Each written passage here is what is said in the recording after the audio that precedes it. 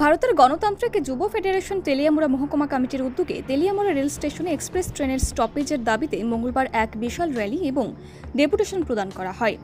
দীর্ঘদিন ধরে তেলিয়ামুড়াবাসীদের দাবি কাঞ্চনজঙ্ঘা এক্সপ্রেস সহ গুরুত্বপূর্ণ এক্সপ্রেস ট্রেনগুলো তেলিয়ামুড়া স্টেশনে থামানো হোক, যাতে যাত্রীদের যাতায়াত আরও সহজ হয়। এই দাবিকে সামনে রেখে ডিওয়াইএফআই এর নেতৃবৃন্দ এবং কর্মীরা তেলিয়ামুড়া শহর জুড়ে বিক্ষোভ মিছিল করে রেল স্টেশন প্রাঙ্গণে উপস্থিত হন। পরে তেলিয়ামুড়া রেল স্টেশনের সুপারিনটেন্ডেন্টের নিকট সংগঠনের তরফে আনুষ্ঠানিকভাবে ডেপুটেশন জমা দেওয়া হয়।